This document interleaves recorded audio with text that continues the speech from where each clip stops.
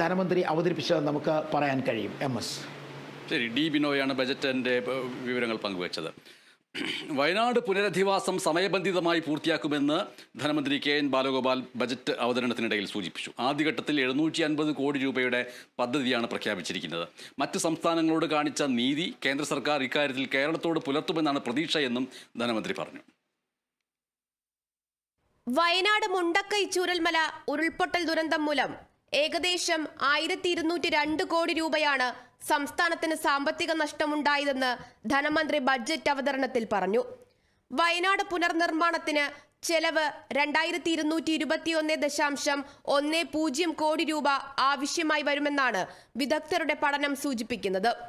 ഇക്കഴിഞ്ഞ ബഡ്ജറ്റിലും വയനാടിന് സഹായം അനുവദിക്കാത്ത കേന്ദ്ര നയത്തെ കുറ്റപ്പെടുത്തുന്നതിനോടൊപ്പം പുനരധിവാസം സമയബന്ധിതമായി പൂർത്തിയാക്കുമെന്ന ഉറപ്പും ധനമന്ത്രി നൽകി. ഇതിനായി ആദ്യഘട്ടത്തിൽ 750 കോടി രൂപയുടെ പദ്ധതി പ്രഖ്യാപനമാണ് ബഡ്ജറ്റിൽ നടത്തിയത്.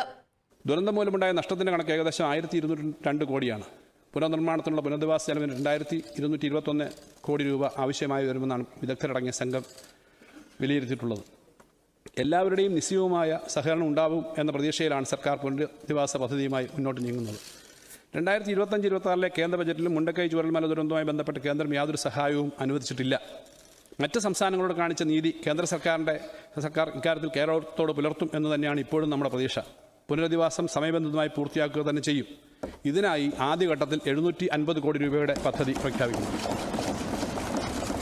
പുനരധിവാസ പ്രവർത്തനങ്ങളിൽ എല്ലാവരുടെയും സഹകരണം ഉണ്ടാകുമെന്ന പ്രതീക്ഷയിലാണ് സർക്കാർ മുന്നോട്ടു പോകുന്നതെന്ന് കൂട്ടിച്ചേർക്കുമ്പോഴും ബഡ്ജറ്റിൽ പോലും സഹായം നൽകാത്ത കേന്ദ്രത്തിൽ ഇപ്പോഴും പ്രതീക്ഷ ഉണ്ടെന്നുകൂടി ധനമന്ത്രി പറഞ്ഞു വെക്കുന്നു. അതേസമയം പുനരധിവാസം എന്നത്തേക്ക് സാധ്യമാക്കാൻ കഴിയുമെന്ന കാര്യത്തിൽ ഇപ്പോഴും വ്യക്തതയില്ല. Kerala vision news, Thiruvananthapuram.